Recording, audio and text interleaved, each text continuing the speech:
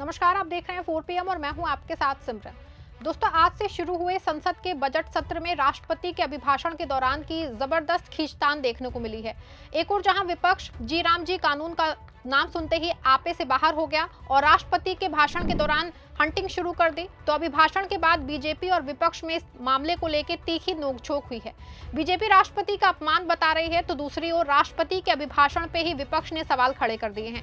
कैसे राष्ट्रपति के अभिभाषण के बीच जी राम जी कानून का जिक्र आते ही विपक्ष भड़का और कैसे सदन के बाहर भयंकर नोकझोंक सामने आई है, सब कुछ आपको अपनी इस रिपोर्ट में बताएंगे। दोस्तों, संसद का बजट सत्र शुरू हुआ। परंपरा के अनुसार दोनों सदनों को एक साथ राष्ट्रपति संबोधित करती है। इस बार भी राष्ट्रपति का अभिभाषण हुआ। राष्ट्रपति ने लगभग 49 मिनट के भाषण में बताया कि पिछले 10 वर्षों में लगभग 25 करोड़ लोग गरीबी से बाहर निकले हैं। वर्तमान में लगभग 95 करोड़ नागरिकों को सामाजिक सुरक्षा योजनाओं का लाभ मिला है, जबकि 2014 में यह आंकड़ा 25 करोड़ था। उन्होंने बताया कि आयुष्मान भारत योजना के तहत पिछले एक साल में 2.5 करोड़ गरीबों को मुफ्त इलाज मिला। साथ ही लगभग 1 करोड़ वरिष्ठ नागरिकों को आयुष्मान व वंदना कार्ड जारी किए गए हैं।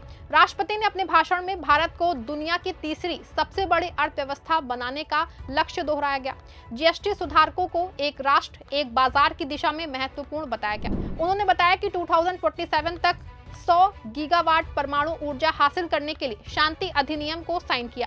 साथ ही इस दशक के अंत तक 500 गीगावाट अक्षय ऊर्जा क्षमता का लक्ष्य है। राष्ट्रपति ने बताया कि मेरी सरकार एआई डेटा सेंटर और डिजिटल अर्थव्यवस्था में निवेश पे ध्यान केंद्रित कर रही है। राष्ट्रपति ने ऑपरेशन सिंदूर की सफलता और सुरक्षा बलों द्वारा माओवादी उग्रवाद को केवल 8 जिलों तक सीमित करने की सराहना की गई। रक्षा क्षेत्र में भारत की बढ़ती आत्मनिर्भरता और आधुनिक सैन्य क्षमताओं जैसे कि राफेल, आईएनएस विक्रांत पे गर्व व्यक्त किया गया। हालांकि इस पे विपक्ष ने खूब तालियां बजाईं, लेकिन जैसे ही राष्ट्रपति द्रौपदी मुर्मू ने जी राम जी कानून का जिक्र किया, अचानक विपक्ष आक्रोशित हो उठा। हालांकि देश में आमतौर पे ये परंपरा नहीं है कि राष्ट्रपति के अभिभाषण का विरोध किया जाए या फिर उन पे कटाक्ष किया जाए, लेकिन संसद में आज ऐसा हुआ। विपक्ष के लोगों ने राष्ट्रपति के अभिभाषण के दौरान हूटिंग की। आप सबके भरोसे से हमने हमेशा मजबूत और सच्ची पत्रकारिता की है। चैनल को आप सबने सब्सक्राइब तो कर ही रखा है, हमारे चैनल को ज्वाइन भी कीजिए। हमारे चैनल के मेन पेज पे जाइए, जहां सब्सक्राइब लिखा होता है ठीक उसी के बगल में आपको ज्वाइन का विकल्प दिखेगा। ज्वाइन बटन पे क्लिक करके पेमेंट प्रोसेस पूरा होते ही आप हमारे सफर का मजबूत हिस्सा बन जाएंगे। माननीय सदस्यगण, ग्रामीण क्षेत्र में रोजगार और विकास के लिए विकसित भारत जी राम जी कानून बनाया गया है।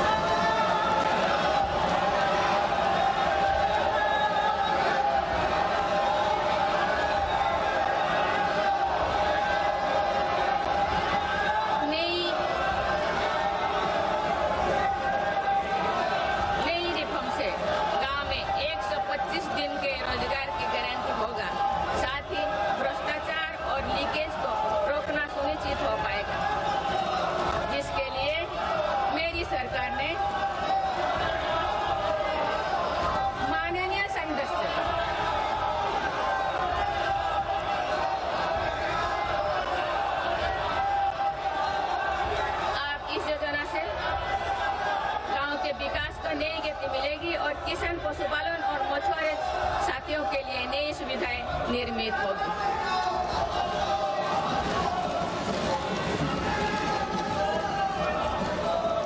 माननीय सदस्यगण, मेरी सरकार कृषि और पशुपालन जैसे सेक्टर्स में सहकारिता आंदोलन को सशक्त बना रही है। देखा आपने, जैसे ही जी राम जी बिल का मामला आया, विपक्ष के तेवर आक्रामक हो गए।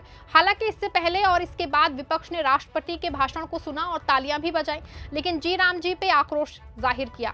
आपको बता दें, वैसे तो ये नहीं होना चाहिए था, लेकिन क्योंकि विपक्ष पहले से ही जी राम जी कानून का विरोध कर रहा है, विपक्ष का दावा है कि कानून को गरीबों का रोजगार छीनने के लिए और महात्मा गांधी का अपमान करता है। ऐसे में माना जा रहा है कि विपक्ष ने इशारा दिया है कि वो जी राम जी कानून का बजट सत्र में विरोध करेंगे। हालांकि राष्ट्रपति के अभिभाषण के बाद राष्ट्रपति के उप मुख्यमंत्री अजित पवार की प्लेन क्रैश मामले में हुई दुखद मौत की वजह से श्रद्धांजलि सभा के साथ सदन कल तक के लिए स्थगित हो गया है, लेकिन सदन के बाहर राष्ट्रपति के अभिभाषण को लेकर तीखी नोकझोंक देखने को मिली है। अभिभाषण खत्म होते ही बयानों की बाढ़ आ गई है। सत्ता पक्ष ने तुरंत इसे राम विरोधी और हिंदू विरोधी करार दिया।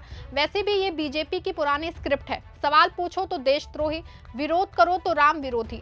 उधर विपक्ष ने डंके की चोट पे कहा कि हम संसद को प्रचार केंद्र नहीं बनने देंगे।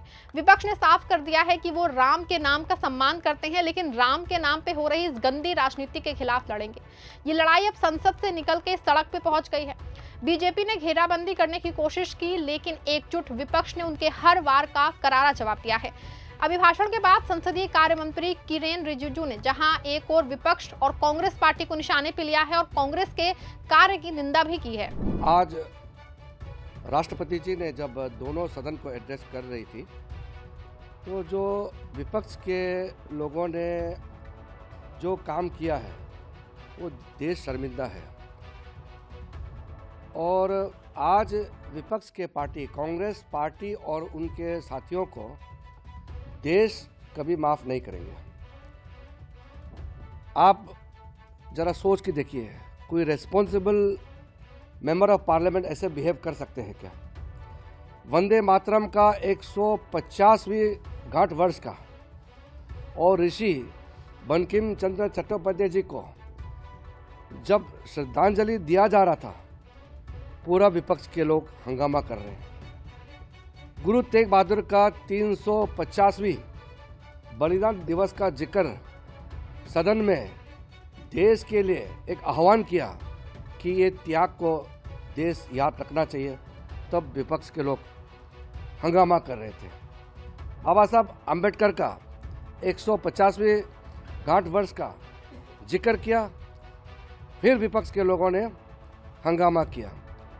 और भारत रत्न भूपेन हजारिका का सेंटेनरी सेलिब्रेशन का जिक्र किया, तो विपक्ष लोगों ने हंगामा किया। तो गुरु तेग बहादुर, वंदे मातरम का गांठ वर्ष और ऋषि बंकिम चंद्र चट्टोपाध्याय जी का, और आप सोच के देखिए हमारे सरदार पटेल का 150वीं गांठ वर्ष, ये सारा इतना महत्वपूर्ण विषय है और इसको पूरा खड़ा होकर के, माथा झुक करके सबको सैल्यूट करना चाहिए, सबको राष्ट्रपति का अभिभाषण का स्वागत करना चाहिए। और ऐसा समय में ये नारा करके अपमान कर रहे हैं। मेरा अपमान हम सह सकते हैं, हमारा किसी नेता या किसी हमारा आपस में कभी कभी चल जाता है, लेकिन गुरु तेग बहादुर और भूपेन हजारिका, सरदार पटेल और 150वीं गांठ वर्ष भगवान बिरसा मुंडा का इंसल्ट, ये सारा एक साथ इंसल्ट करना, ऊपर से वंदे मातरम का 150वीं गांठ वर्ष का जिक्र को इंसल्ट करना, मैं मानता हूं कि देश कभी माफ नहीं करेगा। बाकी चीज में राजनीति हो सकता है, लेकिन आज का जो किया है इसमें राजनीति नहीं होगा और देश कभी माफ नहीं करेगा। देखा आपने किस तरह किरेन रिजिजू विपक्ष पे सवाल उठा रहे हैं। हालांकि ये बात भी सही है कि राष्ट्रपति का पद किसी पार्टी का नहीं, पूरे देश का होता है, लेकिन आज संसद में जो दिखा वो अजब गजब था। विपक्ष का दावा है कि सरकार ने राष्ट्रपति के भाषण को बीजेपी का चुनावी घोषणा पत्र बना दिया। विपक्ष ने हंगामा इसलिए नहीं किया कि उन्हें राष्ट्रपति से नफरत है, बल्कि इसलिए किया क्योंकि उन्हें सरकार की नीयत पे शक है। जब राष्ट्रपति के शब्दों में देश की समस्याओं के बजाय सिर्फ एक पार्टी का गुणगान होना लग जाए ना, तो विपक्ष का चुप रहना लोकतंत्र के साथ गद्दारी होगी। राष्ट्रपति को अपना भाषण रोकना पड़ा और इसकी पूरी जिम्मेदारी सरकार की है, जिसने परंपराओं को ताक पे रख के विभाजनकारी एजेंडा थोपने की कोशिश की। बता दूं आपको कि सदन के बाहर निकलने के बाद राजद के सांसद ने सरकार पे जम के हमला बोला। उन्होंने राष्ट्रपति के पूरे अभिभाषण को गलत बताया और ये भी दावा पेश किया कि किसान बिल की तरह सरकार को जी राम जी बिल भी वापस लेना पड़ेगा। देखिए, महामहिम के जुबान से उनके हाथ में म्यूनिसिपैलिटी का रिपोर्ट कार्ड नहीं पढ़वाना चाहिए। ये म्यूनिसिपल रिपोर्ट कार्ड था। ऐसे नहीं होता है ना। देश के समक्ष जो चुनौतियां हैं वो अगर हमारी महामहिम की भाषण का हिस्सा नहीं है, तो इसका मतलब यहाँ जो सरकार चला रहे हैं ना, वो म्यूनिसिपैलिटी से आगे सोच ही नहीं पा रहे। जी राम जी का भी जिक्र किया तो मैं 100 दफे कह चुका हूँ, वीबी राम जी इनको इसी तरह विड्रॉ करना होगा जैसे फार्म लॉज विड्रॉ हुए। ऐसे में साफ है कि बजट सत्र में एक और जहां विपक्ष जी राम जी कानून को लेकर सरकार का जम के विरोध करने वाला है, दूसरी तरफ सरकार का भी बजट पेश करना है। ऐसे में तय है कि संसद का बजट सत्र हंगामा खेज होने वाला है। क्या राष्ट्रपति का भाषण सरकार के विज्ञापन जैसा था या फिर सच में इसमें भारत के सरकार की झलक दिखाई देती है? आपकी क्या राय है कमेंट में जरूर बताइएगा। और ये भी बताइए कि क्या सरकार राष्ट्रपति का इस्तेमाल अपने राजनीतिक लाभ के लिए कर रही है? कमेंट में अपनी राय बताइए। सच के साथ खड़े होने के लिए हमारे चैनल को सब्सक्राइब करें और इस वीडियो को ज्यादा से ज्यादा शेयर करिए। मिलते हैं अगली खबर में।